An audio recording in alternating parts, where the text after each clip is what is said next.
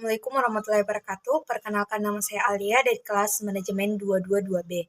Saya akan menjelaskan rangkuman daripada dampak dan implikasi bisnis yang beretika. Dampak dan implikasi bisnis yang beretika, yang pertama, adapun menciptakan iklim persaingan usaha yang sehat.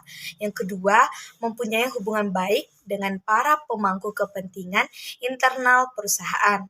Perusahaan lain, pemerintah, dan masyarakat, sehingga perusahaan berkembang untuk maju dengan baik tanpa hambatan. Yang ketiga, mencegah kemungkinan terjadinya perpecahan baik internal maupun eksternal.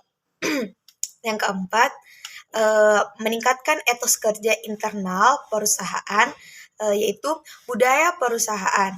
Yang kelima, melindungi prinsip kebebasan berniaga. Adapun yang keenam, mampu meningkatkan keunggulan bersaing.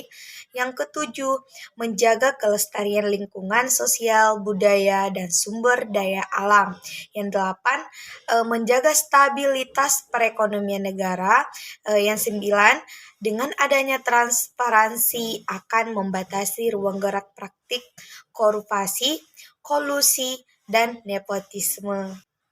Kriteria untuk menilai suatu bisnis itu beretika dapat dilihat berdasarkan 3 hal.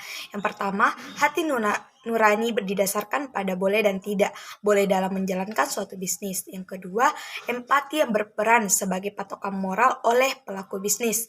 Adapun yang ketiga adalah audit sosial adalah berupa penilaian objektivitas masyarakat terhadap perilaku dan pengelolaan bisnis. Adapun kode etik dalam bisnis, kode etik berperan sebagai pengendali dan pedoman bagi aktivitas bisnis untuk memperoleh dampak dan implikasi positif dari bisnis yang beretika. Adapun Asosiasi Pengusaha Indonesia atau APindo merumuskan beberapa indikator prinsip etika bisnis antara lain. Yang pertama, persaingan usaha yang sehat. Yang kedua, transparansi. Yang ketiga, partisipasi. Dan yang keempat, akuntabilitas. Yang kelima, independensi. Dan yang keenam adalah responsibilitas. Kemudian ada pun prinsip GCG dalam etika bisnis, persaingan usaha yang sehat. Dalam Undang-Undang Nomor 5 Tahun 1999 tentang larangan praktik monopoli dan persaingan usaha yang tidak sehat, disebutkan beberapa perjanjian yang dilarang adalah yang pertama, oligopoli, yang kedua, penetapan harga, yang ketiga, pembagian wilayah, yang keempat, pemboikotan, yang kelima, kartel, yang keenam, trust, dan tujuh, oligopsoni. Adapun relevansi etika bisnis dalam kemajuan perusahaan. Bisnis saat ini diwarnai dengan persaingan yang ketat.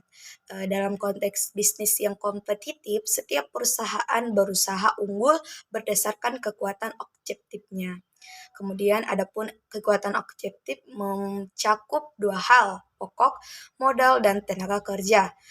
Adapun modal adalah peran shareholders, sedangkan tenaga kerja adalah peran stakeholders internal yang mampu menjalankan manajemen perusahaan dengan baik dan profesional.